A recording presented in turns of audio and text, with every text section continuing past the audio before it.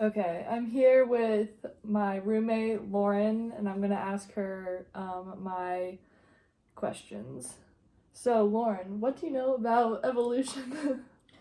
Um, Evolution is something that has happened throughout long periods of time with all kinds of species, even in humans, even if that doesn't mean with technically from apes, like any creature evolves over generations.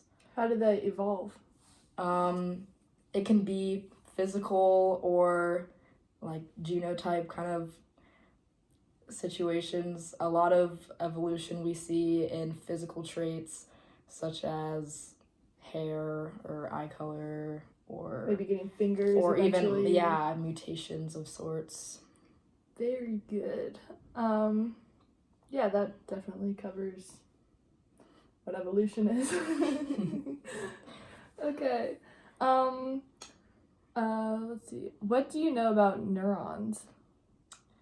Neurons we have millions and millions of them throughout our bodies, in our nervous system and in our brain. Do other animals have neurons? I think everybody has neurons. They fire with certain, I guess like when our brain works with, when our nervous system's either or peripheral and central, right? They have neurons fire whenever they're working. Yeah, so there is an electrical thing that happens, and then from the electrical it goes through the system, and then a chemical reaction happens, and it goes to all the neurons throughout your body to send signals for your body and your brain to do later. Nice. Yeah, it's great. Do you know how they communicate to one another? I kind of touched on that, but I don't know if this is right, but I think the dendrites on the end of the neuron connect to another one. yes. Very good. Very good. Do you know how the nervous system is structured? Basically, the central is the brain and spinal cord, and the peripheral is all of the other nerves throughout your body. Yeah, so you don't need this picture. So here's your nervous system. You have your brain, you have some like fluids, and then you have your cerebrospinal fluid, actually. Exactly.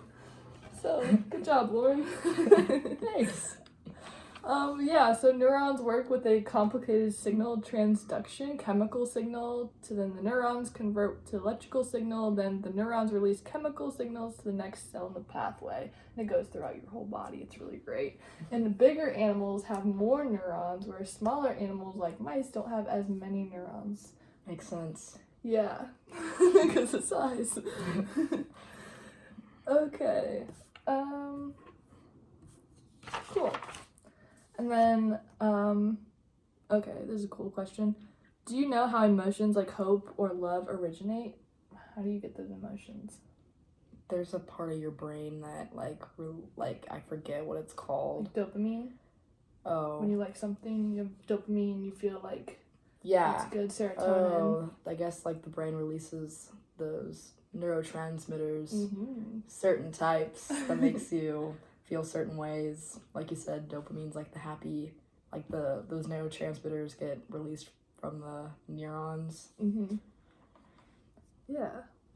Do you let's see. Do you think hope is like a learned behavior and like love is like a learned behavior, or do you think we all have it like within us? I think it's both, but I think a lot of it's learned.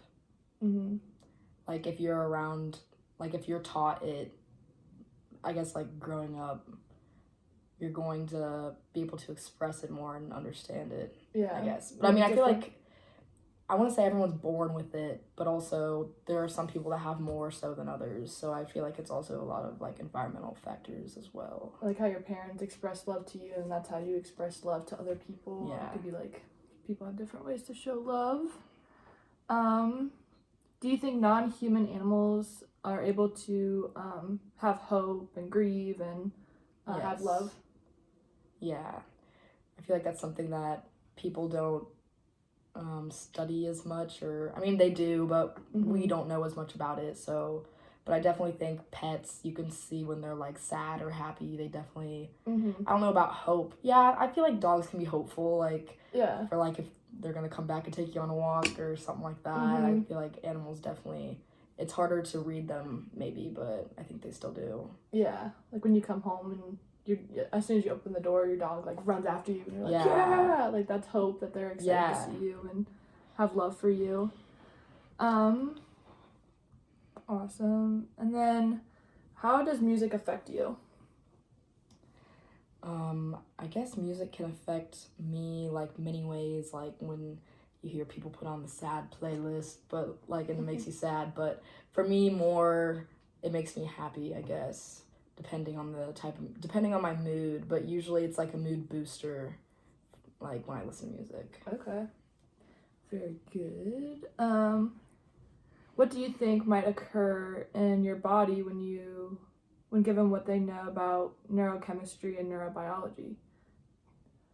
So what do you think goes so on the in my own neurons body? Yeah, so when you hear music, do you think like your neurons like take that and then tell your body like, oh, I should dance or I should hum or...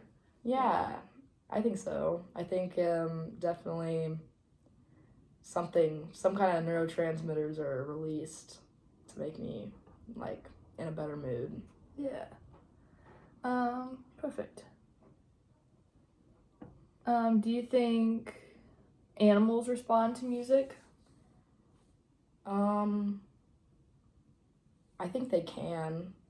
Mm-hmm. I feel like, I don't know, I feel like animals respond to like all different kinds of, I don't know, I guess like my dog like knows when there's music playing, but he's not gonna act any different than like if nothing was playing or if something like the TV was on kind of thing. Okay. There was a study done with a parrot or a type of bird where the bird listened to music and was nodding right on the beat. Oh. And so scientists found that some birds and some animals respond to music and can do the rhythm. They don't know what the words mean, but they know to like, oh yeah.